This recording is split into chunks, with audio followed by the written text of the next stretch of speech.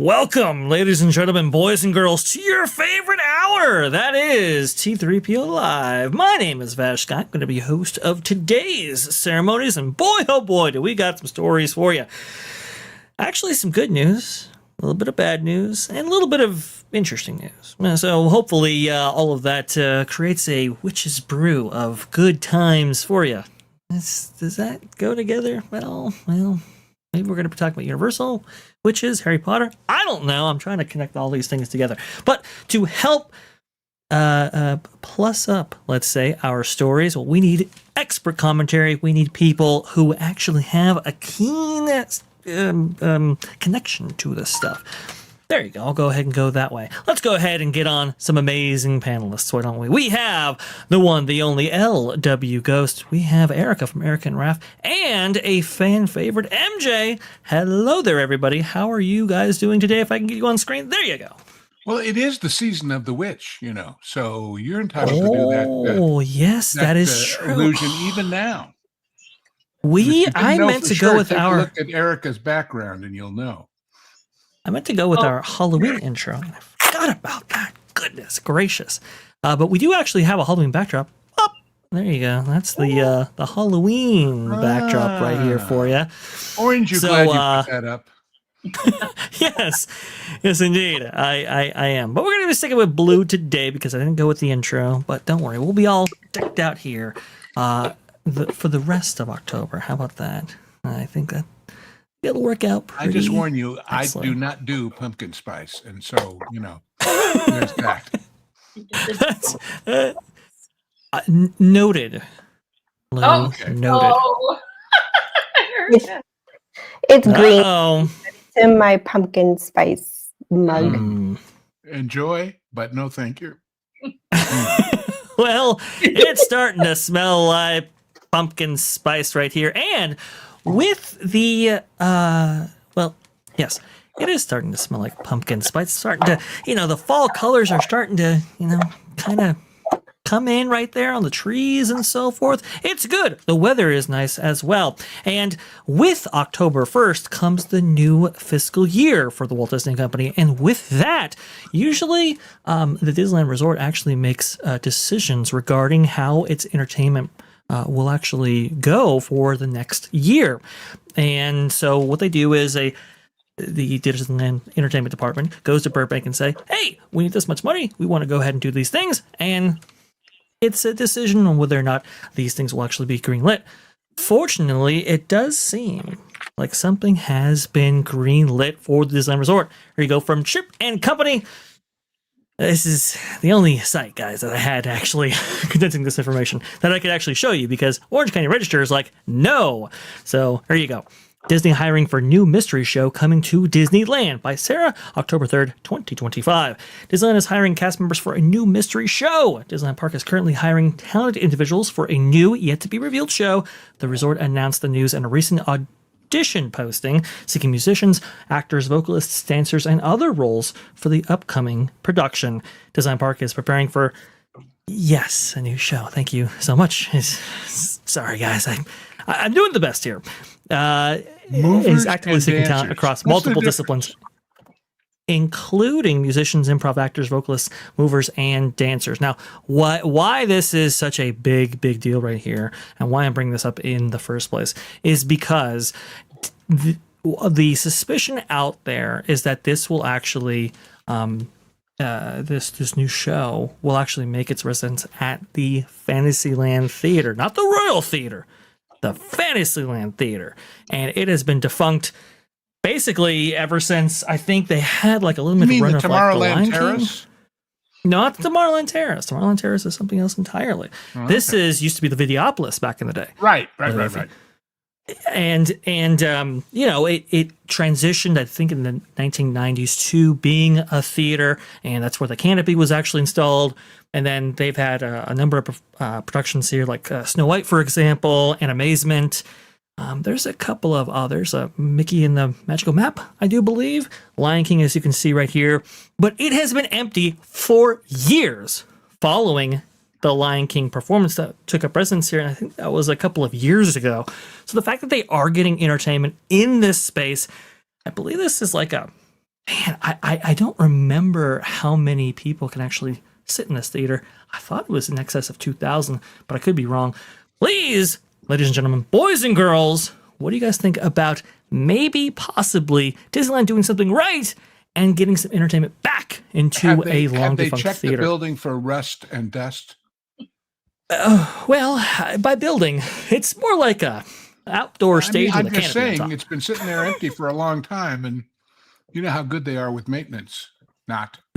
It's very true right there. You can see right here, it's been hosted dance parties, it's been hosted smaller fare, but nothing like a substantial stage show.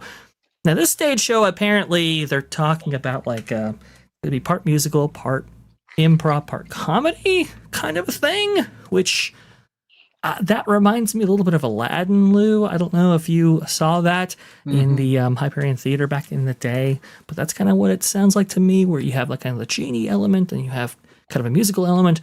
We'll actually have to see what this is. Again, this isn't being labeled as a mystery show because we don't quite know. But hey, entertainment, Disneyland Resort, guys, are you excited? Wow. This is great.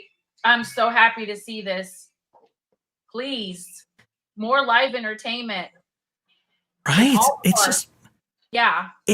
It's been cut down so badly, MJ. I mean, look at Walt Disney World. Look at the massive amount of entertainment cuts. Mostly smaller productions all over Walt Disney World Resort, but those, you cut this one, you cut that one, you cut this one, and it really does add up. And all that streetmosphere, as they used to call it, that used to exist and doesn't anymore.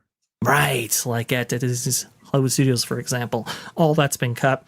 For Disneyland Resort, it's been really bad. Like with, the 2,000-seat venue that is the Hyperion Theater being completely empty ever since Rogers the Musical stepped off, and that only was a 3-month production, but for the last 5 years, it's been just had no show in it ever since Frozen. Now, the role details for the casting call provides a hint at the nature of the show. A quirky and sarcastic character must have improv, singing, and moving skills. A newscaster-type announcer with a strong voice must have improv, singing, strong moving, and animation/performance skills. A happy and ready for anything character must have improv, singing, strong moving, and animation performance skills.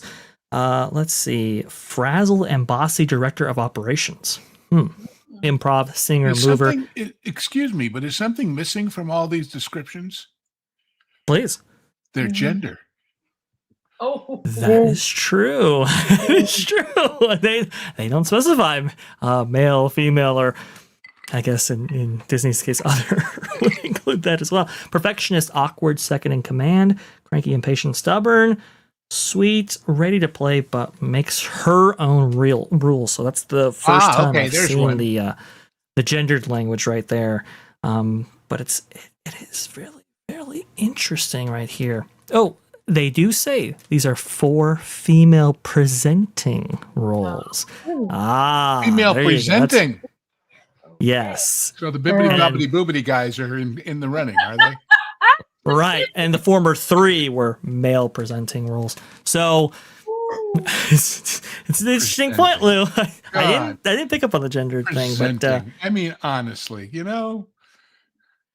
look, it's Disney Resort. It's modern Disney company. This is how they do these things now. We've seen the male presenting, female presenting language actually in a lot of the casting. That includes character meet and greets and so forth. I think we've seen that. Oh man, I thought we saw that with some of the Encanto casting.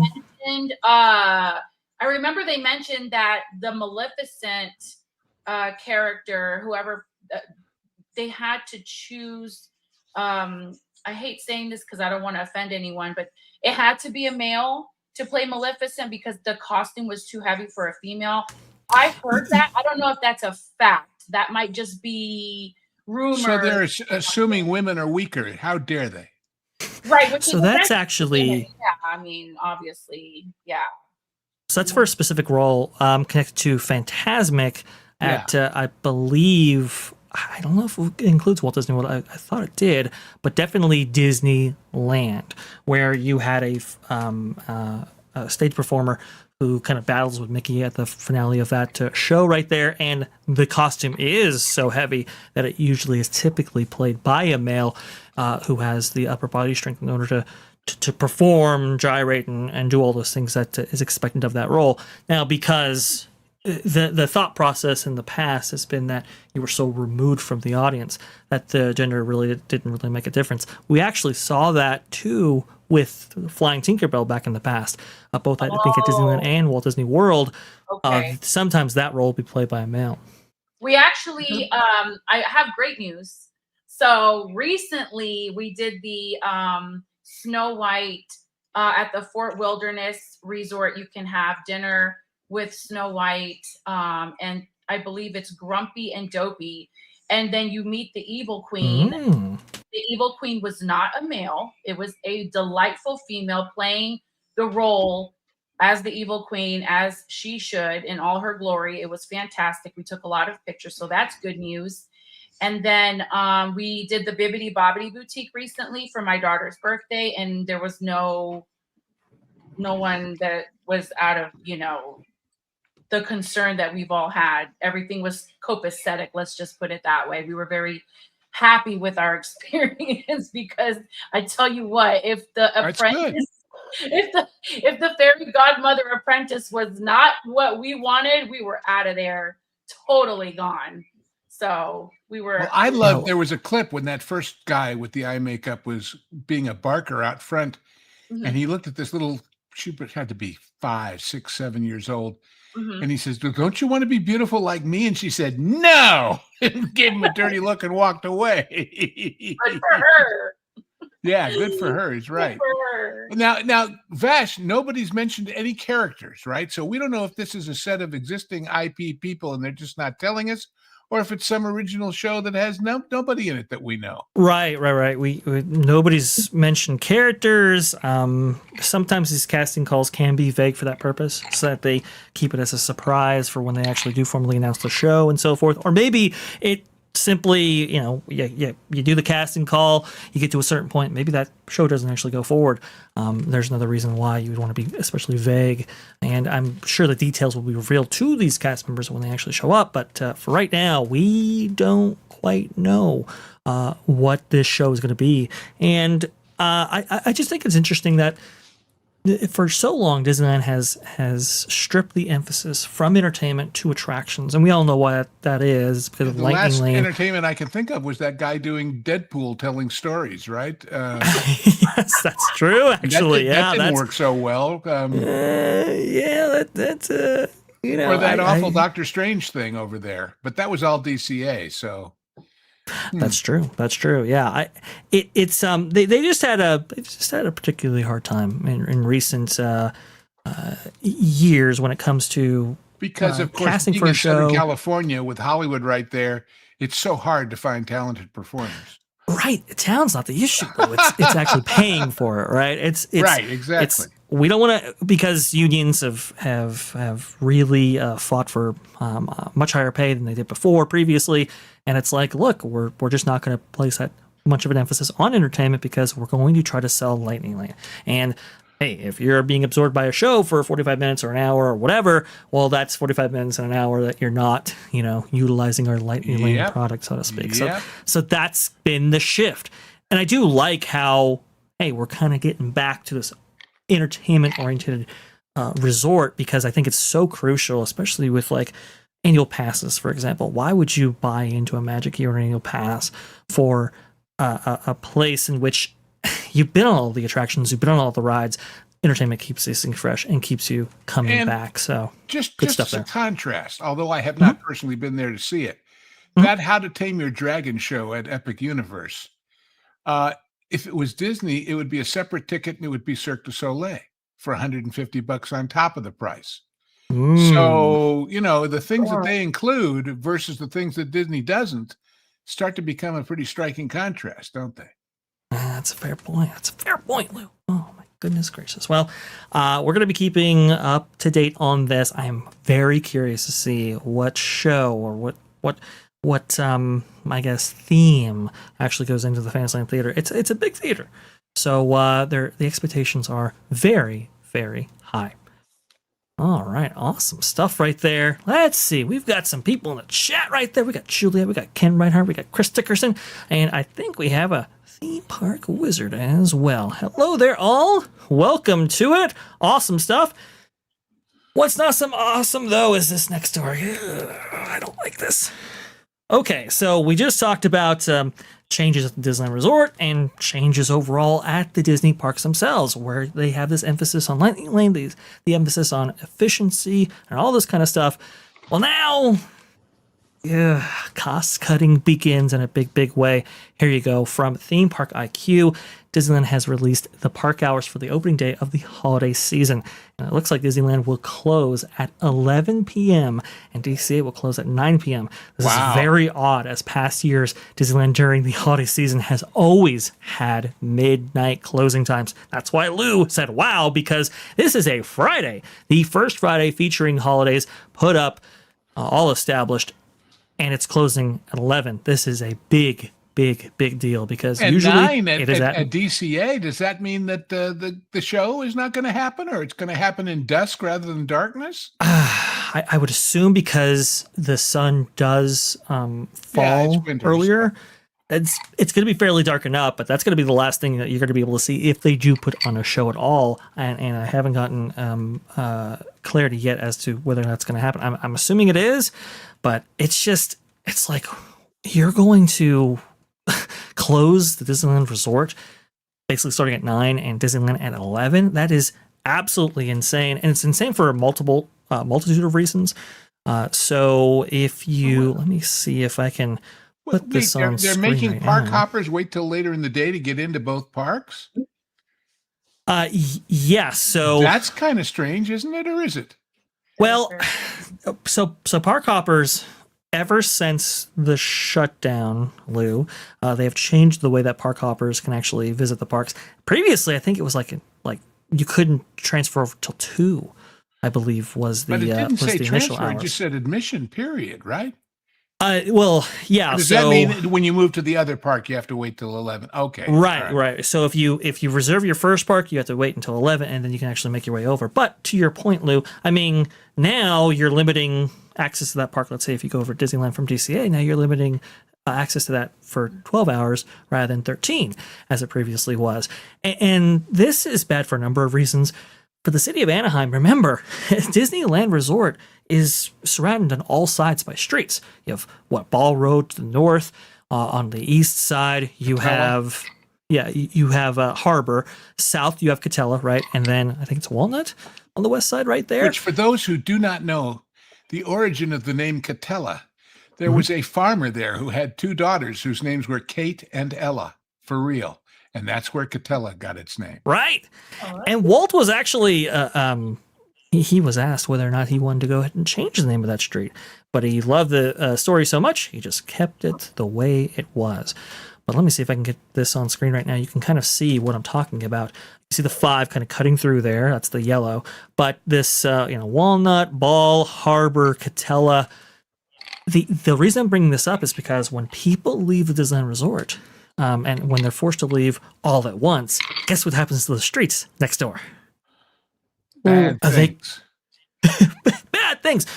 I had heard from one person I was talking to about this that the closing time was so early that they ended up spending like an hour in the parking structure and the street that connected to like Ball Road, for example, just waiting to leave because the streets were that packed out. And this is why the city of Anaheim actually prefers that Disneyland stay open, so as to not have everybody forced to leave at the same time, which is what this 11 p.m. closing date will inevitably ensure. And it's just, it's really, really frustrating as guests. And by the way, you know who else gets caught in all that traffic? Any of the hotel buses that are taking people back to their hotels in the neighborhood. Exactly. Yes. It just overwhelms every single system. Which means if your hotel has a coffee shop that stays open till midnight because you figure people coming out of the park who don't want to spend money in the park because it's expensive are going to eat back before they go to their room, sorry, they won't get there in time. Wow. Right. And it gets even worse, but I'm going to go ahead and hold off on that. MJ, Erica, I want to go ahead and know from you guys, what you think about cutting the hours back in these theme parks. We've seen it for Walt Disney World for a bit now, but now Disneyland joining in, I don't think it's good. I mean, if the crowds are that, thick and large, you would think staying open later makes more sense. Yeah, somebody has done interesting math that says our staffing cost is more than what we'll make from the shops and the restaurants if we stay open. Exactly. That's kind of weird. That's a really I'm weird a night thing. owl. I like it when parks stay open late, I love being out late at night. It's just, I've always been that way. And I actually will spend more money in the evening than in the afternoon. I don't know why that is. As you're leaving the park, that's when I get grabby. I want the snackies on my way out, or I see a really cute handful of souvenirs. And especially at the holidays, when people don't necessarily have school to go to the next morning for some of those days. Right. And some of them don't have work to go to the next morning. So why shouldn't they stay out? These are weekends, so no issues of school. And that's even weirder. And this is the first day of the holiday season. Everybody's going to be packing in, especially starting at like 6 when they get off work. You would expect them to close at midnight. Back in the day, they used to close at 1 a.m. Yeah. And it was kind of like, well, the city didn't like that because of operating hours and all that. So they shifted it back to midnight. But back in the 90s, I remember staying till like 2 in some cases. It was crazy. MJ, we've seen this at Walt Disney World. We have seen this cutting back of hours, and it's no good. Could you walk us through maybe some of the decisions that you have to make differently as a guest in order to take this into account? Well, yeah, it really is not. It's not a good sign that Disneyland is following the footsteps of Disney World. I think it was after the pandemic, right? We lost all the after, like, what do you call this? After hours, magic hours, and now they're bringing it back next year. But that's a separate ticketed event. I do miss the days where you could just, your ticket was good until 1 a.m. So you could, as a family, you could go in the morning, enjoy the park, go back to your hotel, enjoy the pool, take a nap, maybe have some lunch, and then go back to the park, and you have your nighttime parade and all the, like Erica said, shopping and getting some little munchies here and there to take back home, And remember, MJ, for you at Disney World, to get to and from any of the hotels is what, like round trip, at least an hour by the time you get on a bus or a monorail or something, as opposed to Disneyland where it's right there across the street from each other. That's true. You got to remember, like, depending on where you're staying, you have the resorts on the monorail, and then you have your other resorts, and those shuttles, they usually run every 15 to 20 minutes, and they're pretty good about it. But yeah, it's all revamping, replanning, and it's a shame. Like Erica said, the night owls, the parks are so beautiful at night. Yeah. And some people just can't make it in the morning or something, little kids get cranky. They want to go take a nap, and then you guys come back and you can enjoy the fireworks. I don't know. This is not okay that they're doing that. They should really, I have a question though, because I'm not on the West Coast. Do they have some kind of construction going on I'm just trying to think of why would they, besides, budget cuts and, are they doing overnight construction? What's going on that side? I don't think so. The only construction projects that are really in full force right now, anyway, is the Avengers Campus, the Infinity Defense, and Stark Flight Lab additions to that area of Disney California Adventure. But that's in a whole separate part of the park. It's a pretty sequestered area. It doesn't conflict with foot traffic in the rest of the park. Gotcha. Right. Okay. Yeah. And at most, it would only affect DC. It wouldn't affect Disneyland. And here's the other problem right here. Starting October 27th, they're going to be closing at 10 p.m. Oh my God. At least during the week. And so it's like, what are you doing? Like, I mean, you really are removing so much of the atmosphere and the hours from people's day. I mean, is this to elicit more, 3-day, 4-day, 5-day park hopper multi-day pass tickets? I'm not sure. You're telling locals who used to maybe go after work and stay, don't bother. There aren't enough hours to make it worth your time and the fight on the freeway. Very true. Exactly. Mm. It's just, I really dislike this. I understand the operational savings from it, but man, this is, you know what? I haven't played this in a while, and I think I should. You didn't. Well, Well, of all the cheap, lousy ways to save a buck. Right on. I love that line. Mhm. One of my favorite. Old. Pardon my ignorance. What's that from? That's from Christmas Vacation. Ah, of Actually. course. Of course. it National is. Oh, yes. Christmas. National Lampoon's Christmas Vacation. That's Yeah. correct. Erica, I thought you were going to say Oh, that something. but movie's so full of puns. Yes. I'll never get sick of that movie. Anytime it's on, we just watch it. All of them. They're so good. It's actually very fitting for the holiday season now, isn't it? Wow, Yeah. that just works on multiple levels that I didn't even think about right there. So that's a perfect one right there. But let's see right here. I just want to make sure. Okay, yep. I'll make sure. I've been missing super chats lately. I don't want to miss those. I want to go ahead and make sure that everybody has their say in what we are talking about. Now, on to some really interesting news here. I had to bring this up because when I saw this, I was like, wow, did he really say that? Oh, yes. Yes, he really did.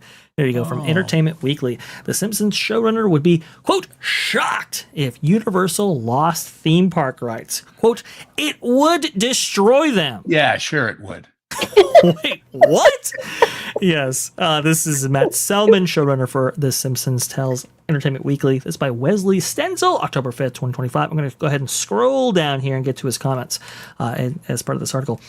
Quote, I would be personally shocked if The Simpsons did not continue at Universal, the series co-showrunner says, noting, I don't have any inside information, so I'm just a fan. This is not an official announcement. I'm not party to those negotiations.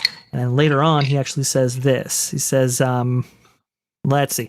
Speaking for the Southern California location, Selman can't even fathom what could possibly replace Springfield. Quote, think about it. What would they put there, he asks. They'd have to close it, shut it down for what, 2 years, and build another area right in the middle of Universal? I was just there. They're building a giant Fast and Furious outdoor roller coaster right there, and they just built all this Mario stuff. Like, how would they? It would destroy them, he says.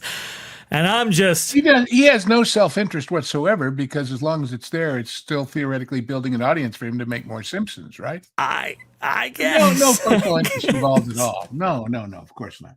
By the way, we were talking about The Simpsons on the Pro Show, and we were thinking, how old is it? I looked it up. It started on Tracy Ullman in 1987. Whoa, That's a long in the tooth IP if ever I saw one. And so it's they been would out destroy there for a them, while. I tell you, destroy them. Yeah, we can't serve chicken nuggets and burgers under any other franchise, can we? Right. Does it really take Universal 2 years to just redo a land?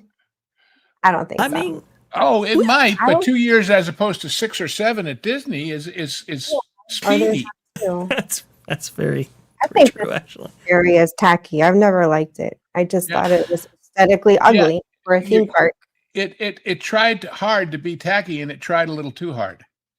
Yes, yeah, that's a good point there, Lou. It's definitely parody filled for sure. MJ, I know you guys over there in Florida have a Springfield kind of equivalent for Universal Studios Florida out there, taking up their Back to the Future area as well, and also the accompanying areas around there. Have you had a real strong connection to this place? And in fact, so strong that it would destroy them if it wasn't there? I can't wait for them to rip it out, and I can't wait to see what they do. I Oh, can't you see want to that. destroy it, do you? Yeah, I tell I do. you. Yes. I do. I'm sorry. I'm with Erica. It's ugly. It's not aesthetically pleasing. It looks cheesy, and it's just like when you're there in person, it's almost like you feel like, I don't know, it's not Universal quality. You walk into Diagon Alley and it's like, oh my gosh, breathtaking, and it's so cool and immersive, and the Simpsons land, it's like, okay, we got to walk through this. Let's just get through it. They put me on the ride a couple times. I wasn't crazy about it, and I was like, I don't even eat the food from this area. It doesn't intrigue me. I can't wait to see what's going to be replacing it. I'm sorry for the people that love it, but I don't. For Universal Studios Florida, I walk through it and be like, okay, well, this is how we get Diagon Alley the long way, or we go to Men in Black Alien Attack. It's not somewhere I stop. You're trying to say it's underutilized? It's underutilized right What there. about the shape it's ugly language? and it needs There's to not go. the shape language there. Yeah, there's a lot of shape language. That's true, but none of the shapes I'm particularly fond of. Well. Erica, I'll go to you real fast. It seems we have kind of the similar opinion here. Even for like the ride, does it make you motion sickness or motion sick? I should say. Does it? It looks like it. I've been on it on YouTube and I've seen the mechanics and how it works. Yeah, it would absolutely make me sick. Even Raph has said I don't think I could handle that ride. So we wouldn't even bother going on it. I have no interest in going on it either. The Back to the Future it must ride be relatively tame because it's not on that list of new and improved instructions to people who have problems, right? I mean, no, it's not. Because Vash, you mentioned the Back to the Future ride. Now, I usually don't get sick on simulators. I actually enjoy them quite a bit. But when Raph and I were dating, we went on the Back to the Future ride way back. And we both walked out of there feeling nauseated. And as much as we love Back to the Future, that was an attraction that was kind of bittersweet to see it go. Yeah. And then this one coming on scene, it reminds me of Back to the Future. It's that constant, like, and I don't know, it's something in the motion that's, I don't know what it is compared to like Star Tour. I can do Star Tours just fine. I think it's fun. I don't know if it's just maybe put together better. Maybe the flow. I don't know. I can't quite put my finger on it, but I can handle Star Tours just fine. Star Tours, by the way, is more intense than you might know. I remember going on Star Tours right after it first opened, and the guy I was standing in line with and rode it with me ran the flight simulator at the real Top Gun. And he told me that their simulator at Top Gun was a 15-degree motion base, and this one was 35. Oh, so that's really interesting. Maybe it's the length of time. Maybe the Back to the Future was longer because it seemed like it was longer. Like it got to a point where I was just like, okay, we get it. Can we get off the ride now? It just kind of kept going, and it felt like the film wasn't going to stop. So that's the thing. So Star Tours is interesting because that midpoint where you have the character interaction there and like your ride vehicle kind of stops.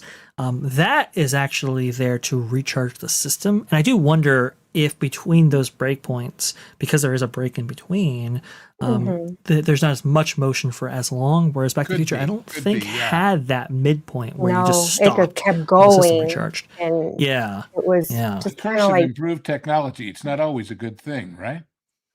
Indeed. And there's some interesting factoids I want to go ahead and point out about Springfield right here. It's very interesting. So it's one of the first like dual use kitchens that Universal's ever done, in which you have like Krusty Burger on one side and then literally there's 3 broomsticks on the other, but they use the same kitchen, which is very interesting. It's a nice use of space, at least for Hollywood, which is so space confined right there. And also too at so the Back to the Future structure that now Krusty Land or the Simpsons ride actually inhabits today. At least at Hollywood, there's been some issues in which they've seen that might mandate actually the complete removal of that building, no matter if they have an IP to replace it or not, because it was built on the side of a hill and or a mountain, I should say, and that has become a kind of a point of contention, at least with engineers and people who have looked at it and gone, we got to close this up eventually right there. So that's not good. That's not great. And I think Theme Park Wizard, maybe you can correct me, but I think there have already been signs of construction, like spray in some places, construction markers and so forth, that would that says to a lot of fans that maybe this is already on the way to removal. We know for a fact that the rights for Simpsons, as they are held with Universal right now for their parks, that goes away in 2028. That's a hard cutoff. And so I think that's why this specific showrunner might have been asked about this, because I think people know that date is coming once up. the coaster gets up and running, then they have room to do this, to get rid of it. I hope Yeah, exactly. I mean, in Disney World, please, God. nah, Disney World hasn't got the money or the space or the time or the whatever to even bother. And some people have talked about, like, does The Simpsons make its way into Walt Disney World or Disneyland as the rights revert back from Universal? Because I don't think Disney. I mean, Disney's not going to want to go into a long-term deal for The Simpsons for Universal to have them. So it's like, okay, well, do we put that franchise in those parks?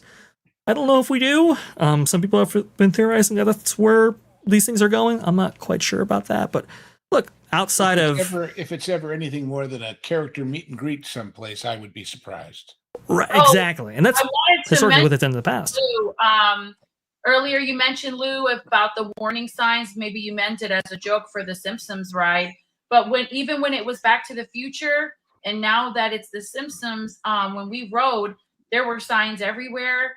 If you have neck problems, back problems, all kinds of warnings, like you will not believe. But I did I did see a pregnant lady get on. No, what I was referring to is, in the light of the death at Stardust Racers, they've issued a new set of guidelines that they're applying to how many attractions total at Universal in Florida? 5.5, but really 6. I say half because. So I was just saying, the fact they didn't put this on that list tells you something about how intense or not it is.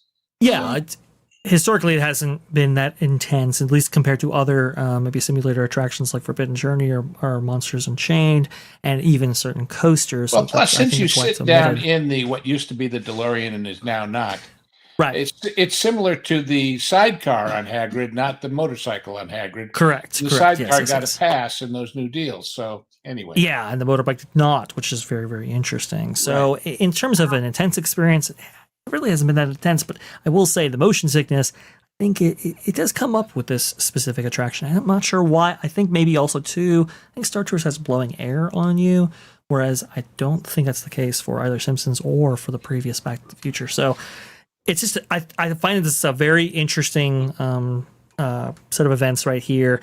To think that they would be destroyed with that, I don't think so. But I will say the Lard Lad donuts do really well. The Duff beer does really well. Again, can you come up with an IP that makes up for those losses? I think you can. And when examining the Fast and the Furious artwork, originally when it came out, people were quick to know that The Simpsons was not part of that. So I think the idea has been brewing for some time. You mean Fast and Furious food? Yes. Here's the thing. The Simpsons might be leaving fast, but I don't think fans are going to be furious. There you go. There you go. Go and Shogi with $5. But if they close Springfield, where am I going to get the world's most mediocre donut for $30? Remember when Homer ate the head-sized donut? Me either. Yeah, exactly. It's more like a cake. So go ahead. Voodoo donuts, I heard they're really good. The ones on City Walk here in Universal Orlando Resort. So if you guys need a fix and you really need a good donut, I know Voodoo Donuts is notorious for their they're huge donuts. Do they have those maple bacon ones? Those are awfully good. Probably. It wouldn't surprise me. I know that Disney Springs has a weird donut shop with like cupcakes too, and they do weird stuff like that with the bacon and the frosting. I don't know, but they have some and they have ice cream. What's the name of that ice cream place? Maybe somebody in the comments can mention it. It's in Disney Springs, right across from Summer House on the Lake. They have the weirdest ice cream, but it's so good. They have like different flavors, like pickle and bacon and all kinds of weird stuff, but it's delicious. The kids had it. They enjoyed it. I wouldn't try it though. I'm personally. Is not it the doing gelato place? Because gelato usually will have weird, interesting flavors sometimes. I don't know if it's gelato, maybe, but it's like right across from Summer House on the Lake, which is a new restaurant in Disney Springs here in Walt Disney World Resort. Okay. So people got to Yeah, check. I'm lost on the map of that. Yeah, they're like, well, Summer House is, they're getting known now for their cookies. They have like a really good cookie bar. I think they're kind of competing with Gideon's, in my opinion, because Gideon's was there first. But I would prefer a Summer House cookie over Gideon's, and that's my opinion. If anyone wants Oh, that's saying a lot right there. Yeah, Mm. yeah, that's good to know. I have video and photos. I'll send them to you so you guys can see it. Delicious, and I've had both Gideon's. What flavor? What flavor is your favorite? Well, I like the Dubai chocolate, but I really, really like their vegan chocolate chip cookie. It's so good, and it's also Dubai chocolate. Yeah, I know, right? yeah. Are they going to have Abu Dhabi Fruity Fruity? Me and Vash are like, Dubai chocolate? What? Chocolate, yeah. Tutti frutti. Good. Oh boy. Yeah. Oh, Rudy. Let's see. Tutti Fruity. Oh, Rudy. Balop babadoo bop balop bam boom. Right. Anyway. Well, we have time for one last segment. It's Oh, not before food we do. related. Before we Unfortunately. do, Oh, please. shameless plug moment. Oh, yes. Those yes, of yes, you yes. who are observant will notice that underneath my name is something new and improved. Oh, Well, couldn't be I improved do because see it's that new. now. But I decided, after much urging from all of my friends here, to start a Patreon where I could discuss a lot of the topics that we don't normally, although some of them that we do. And if you are so inclined, I invite your participation. And there it is. Go take a look. Patreon.com/lose views, LEWSVIEWS, no apostrophe necessary. Nice. And I've put up 4 or 5 episodes so far. I thought I was going to do 3 or 4 a month. I've already got ideas for 5 more that I'm going to add the next week. And so if you are in the mood if you could stand more of me than I, especially today, please come join and we'll be happy to have you. And thank you to those who already have. Enough. Awesome stuff. End right of shameless plug. No, you're fine, Lou. You No, are just fine right there. I'm I want to make shameless. sure that everybody knows about your Patreon because it is awesome. It is absolutely fantastic. And Lou has some amazing thoughts about all kinds of stuff, folks. Sombreros, it's all the happenings going on in Lou's personal life. Come on, man. How could you Well, not? I do other things. I mean, I was a culinary maven for quite a number of years, and so there's a lot You of were. that, and politics, and stuff. Because it's always been my goal, as I say on there, that above everything else, more even than entertaining or amusing, it should be genuinely useful.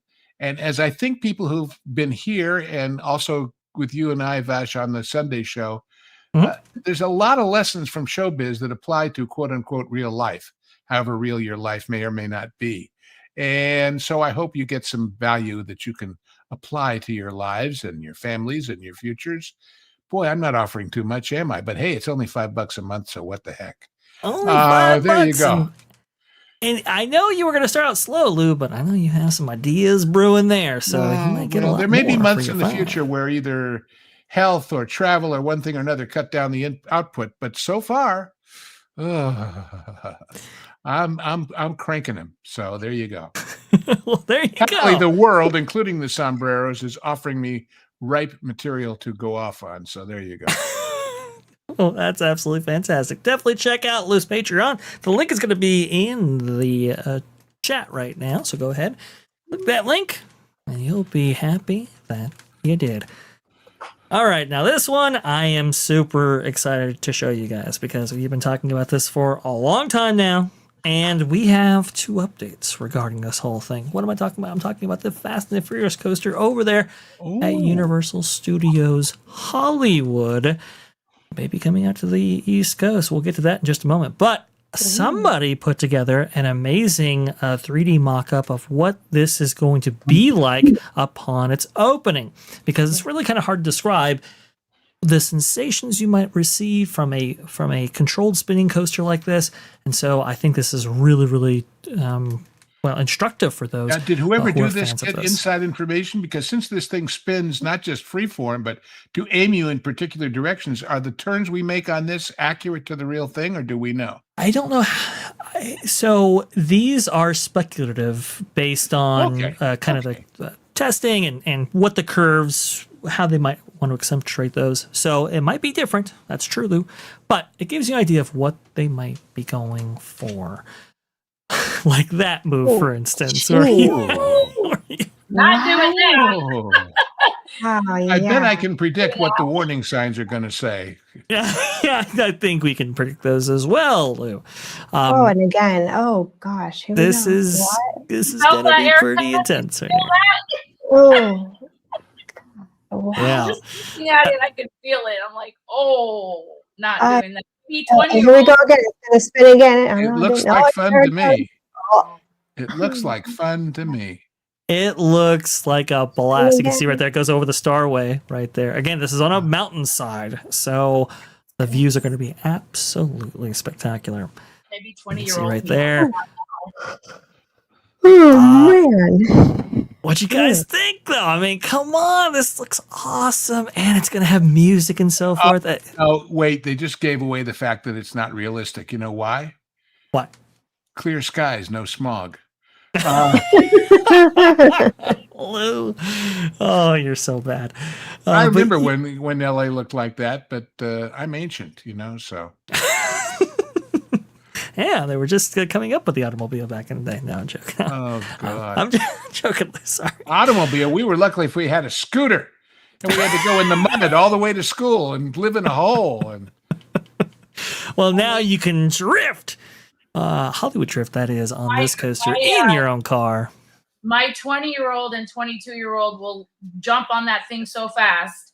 They will love it, but I will not be able to do that. But it does look like fun. I just can't do it.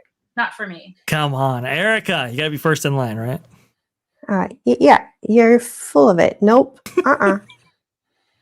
No. You're not even strapped in from the shoulders, are you? Of course not. Why would you be? Nope, you sure are not. Nope. Mm-mm. you prefer to Fast and Furious slow and sensual. Is that what Yes. you're trying to tell us?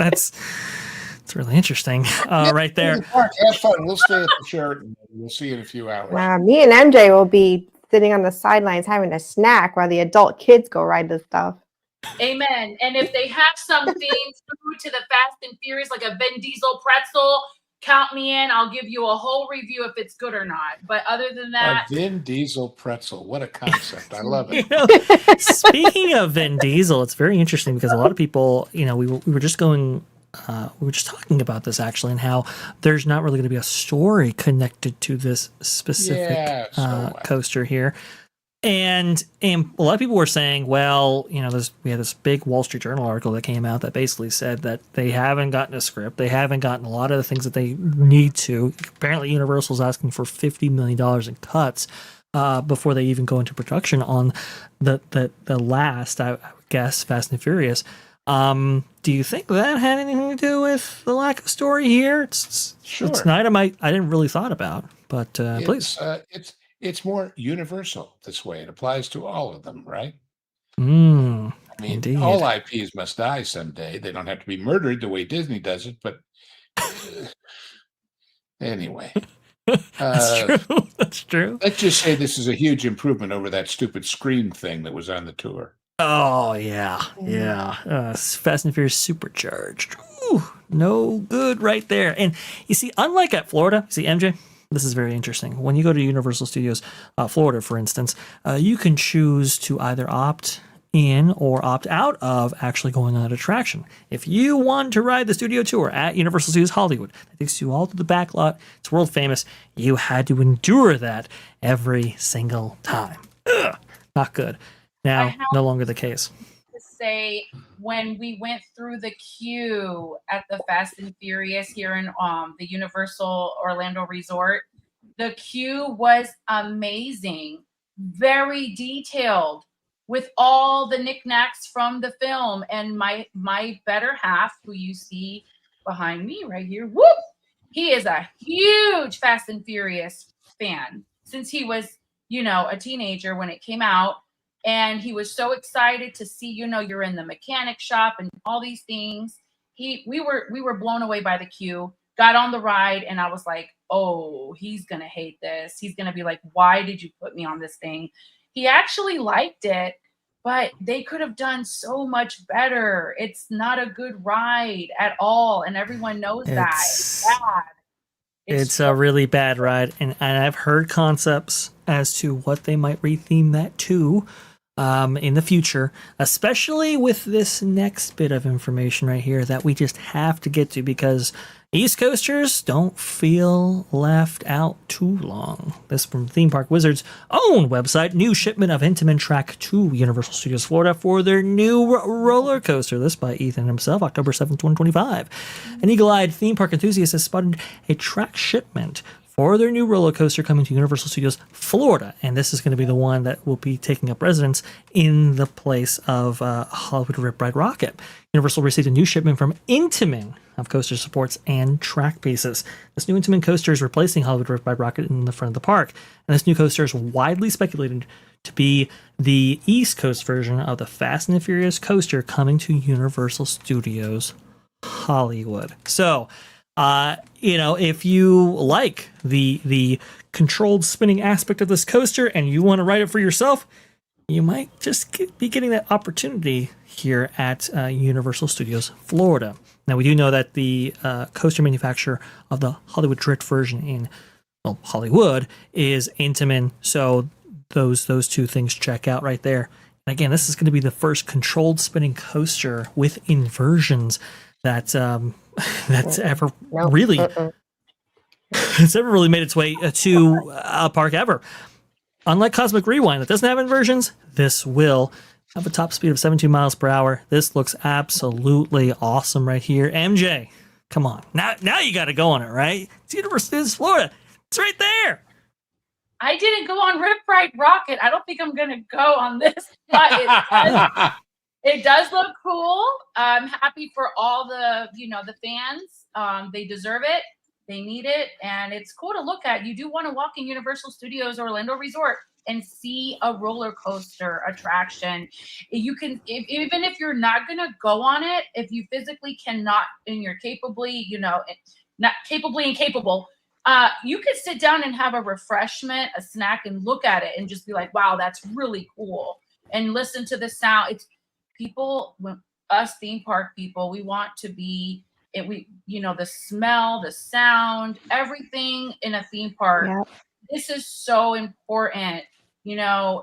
Please, give us that over here on the East Coast. That would be fantastic. And the fans deserve it. Totally deserve it. For sure. I think the fans of the Fast and Furious franchise have been waiting for a really for real Fast and Furious attraction. Say that again. For a long time. Fans of the Fast and Furious franchise. My God, what a tongue twister. You're so good at this. Yeah, exactly. Well, yes, it's definitely a tongue twister. And I know that there aren't an incredible amount of fans, at least not within our circles, but I know they're out there. I know they're there. And they have been waiting for this for quite some time. I cannot wait to experience this coaster in Hollywood, and I am over the moon that we do have this shipping manifest from Intamin for Universal Studios Florida, or at least Universal Orlando Resort right there. This is gonna be some good stuff. Oh, I cannot wait. Incredibly excited. Yes. All right, that just about concludes our show. Actually, T3PO Live. I know Lou, he's been at it for quite some time here, and we have. But I do have a question for you before Please. we go. Yes. We have seen recently. Mhm. How can I put this? We've seen recently this whole idea that they're going to get rid of sound stages to build more theme park in Hollywood. Yes. Does the fact that Trump is putting this tariff on movies made elsewhere change that equation to some degree? Do suddenly the sound stages become more valuable? We may not have an answer today, but it's something we got to start thinking about because it might make a big difference. I agree, Lou. I think for like Universal, they're kind of going like, well, maybe we hold on to these a little bit more. Maybe Yeah. that's why we've heard a little bit of a shift when it comes to Universal's plan. Maybe not attacking the lower lot first, but actually portions of the back lot that the tour currently passes through, like for example Falls Lake and all of that, because it's like, hey, we might need those soundstage facilities for future productions. Kiki and Luca with the 199 shout out to Barry Place and his family. I agree. Yes. Barry Place Yes. 20 is fantastic. I think that guy just eclipsed 20,000 subscribers. Whoa, Wow. Big time. Fantastic. Congratulations, Barry. big time stuff. But Lou, what do you got going on over there on your Patreon? Oh, well, as you see, shutdowns, shut-ups, and other silly political games with or without sombreros. But there's several others there. love it. We talk about what I call the game behind the game. We talk about headlines and what you can deduce from them. We talk about some suggestions for websites to visit. And I'm going to be shortly putting up a bunch of books that you and I have discussed that people may want to go get. And in the future, we do some culinary stuff, going to do some more political stuff. The world is a carousel of color, as somebody once said. And I'll be taking those shades and painting with them as best I can. And then, of Awesome. course, there's the genre guys. You remember that, don't you? That thing that hands you movies that you sit on for months? But Yes, because the genre guys, I remember the next, genre guys. next we're going to do a very interesting, they're not going to air side by side, but we've been recording two at a time because everybody's so busy every other week. And our next quote unquote double feature, you ready for this? This was Lauren's idea and it's brilliant. We're going to do Vertigo and we're going to do High Anxiety. Yep. Isn't that a fun Little bit of- juxtaposition? A little bit of what Alfred Hitchcock and Mel Brooks, is that right? Yeah, and supposedly Hitchcock loved High Anxiety and told Mel so. So that's kind of nice to know. Oh, that's cool. I didn't know that. So we're recording those Saturday night, I guess it is, and we have others on the schedule on the pipeline. So check that out. For those of you who don't know, if you are a member of the Pro Channel, you get those exclusively as a perk for being a member. And a lot of you are members by virtue of the charity of others who've given away a bunch of freebies. And then they show up here a few months later with Vash's enhanced visuals, and you can enjoy them all over again. And then, of course, I'm here on what is it, Tuesday? Yeah, it's Tuesday. And I'm on the Monday night show and wherever else somebody beckons me. It was funny.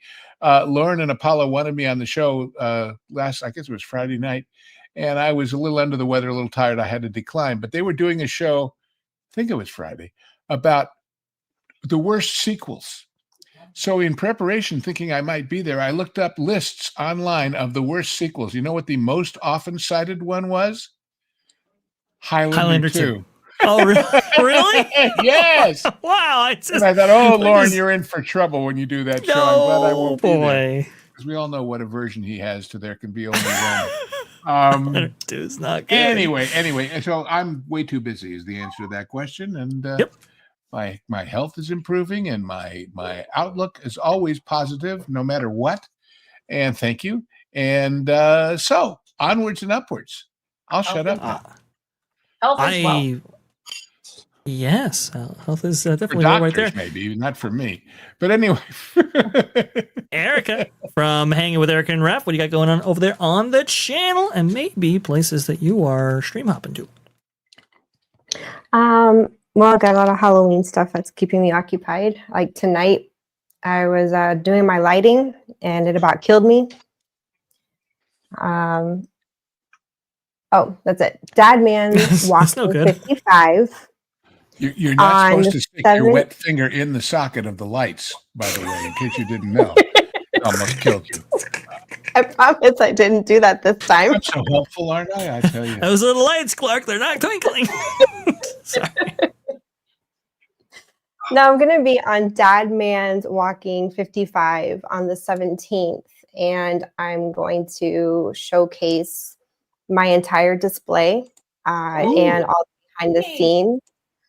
So what I have going in my foyer this year is a projection of what looks to be a massive entryway foyer of a haunted mansion with paranormal activity, but it's going to be projected onto a scrim, and then behind that scrim is going to be my bride with an LED light that will be in sync with thunder noises.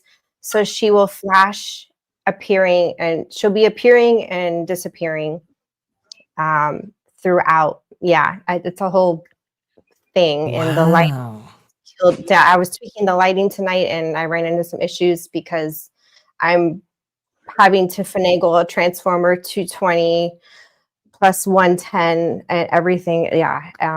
Apparently you can't use USB anyway. It was a whole thing tonight, but yeah, I'm going to go into the behind the scenes on the 17th. I'd like to live stream on Halloween, but I'm not sure yet. I haven't mentally gotten that far if I could, with all the multitasking, if I could do that. And I am working on merch to open up a merch store on the channel. Oh, great. Great. Are you going to sell Wow. Halloween candy? Awesome stuff. No, you don't want me just the Halloween No, I candy. saw a meme the other day, guys. I just spent $50 on Halloween candy. Yeah, sure. That's what I'm telling myself, but I know who's really going to eat it. Yeah, exactly right. Hey, you now you definitely have to subscribe to Hanging with Erica and Rock, because boy, it looks like you got some amazing stuff brewing up for this Halloween season. Yeah. Freaking awesome. And Lorena's Spice Lounge has moved to Thursdays now. So Okay. I'll be there on Thursday evenings, and of course Saturdays and Sundays on her stream. And Ron followed Bradley's Fun, and usually on his stream on Sunday night. So that's kind of my streaming schedule right Hey, Ron has one premiering tonight about this amazing seafood in Jacksonville that I turned him on to, called the Dockside. And if you want to go see some dynamite seafood, I think it's at 8:00 that he's premiering it. Oh, it's such a good place. It's such a good place. Oh, All the Bradley's Fun right there. It looks like there you go. 2:30 our time, so that's gonna be what, 5:30 Eastern. upcoming. Check it Anyway, out, guys. if you're ever Check it anywhere out. near Jacksonville and you don't go there, shame on you. It's that good. And it's Oh, right on boy. the water and the intercoastal, and you get to watch the boats. And I don't like seafood. I can't. I can't. Well, then you're tough out of luck. But anyway, Yes, I am. More for you. Well, MJ, what you got going on over there at Magical MJ on X and other platforms, please? I've Where been can find you? pretty active on X, posting anything interesting, just trying to get content together for everyone to enjoy their days at the parks here in the East Coast, primarily because I'm located on the East Coast. So I'm just getting some content, and I am posting some things. So that would be nice if you guys want to follow me and we can start up a conversation. I am pretty informative when it comes to like what's happening in the parks over here. So just follow me on X, and it's the same as my Instagram, so you can go on there too. But yeah, I'm just trying to get a lot of content together so the new year comes and we're ready to go. So for now, I guess you'll see me on T3PO more than you like. I keep getting invited to come back, so you can see me on here too. Wow. We love you, MJ. We love you. Don't sell yourself short right here. what we like is more of you. Oh, Yes. right. Okay. Yes. Love your commentary. I love what you have to say. And please go ahead and follow Magical MJ at her X. And, well, I'm sure she has her Instagram and everything linked there as well.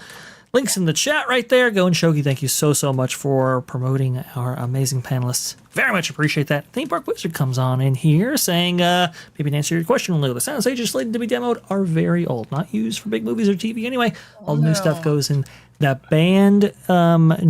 the brand new sound stages were just built. So I think I hear you, those will Wiz. still go And my away. point is that if there's more production because of the tariffs, they will get used. So we'll see. It's very true. It's very true. I think that's something right there. Well, that just about concludes our show. Thank you so much. We got to get you guys over to, let's see. Thank you for your attention to this matter. This being episode 5 of Culture Casino. Going to be going straight right there. If you haven't yet subscribed to this channel, please. I know he does some good stuff over there, that Culture Casino. If you haven't subscribed to this channel, please go ahead and subscribe. I very much appreciate that. Trying to get to 4. That's gonna happen eventually. I just know it. And hey, if you really like us, go ahead and share us out. Hit the like button on your way out. That would help us out a lot. That's for sure. And if you don't like us, shut the heck up about it. Don't tell a soul. Yeah. Well, yeah, hey, you know what? We do have an email. T3PO online. I'm sorry, T3PO online at yahoo.com right there, which you can send us questions for Hollywood Backpack with you and you. Yes. Yes. On this Sunday show at 2 p.m. Eastern. That would be very cool. Anyway, you can find me at That Park Place as well. It's Morning Magic at every single Tuesday and Thursday at 11 a.m. Eastern. And I'm on the Pro Show as well. You can find me anywhere. Anyway, let's go ahead and get out of here. Thank you all so much. On to Culture Casino. Take care, everybody.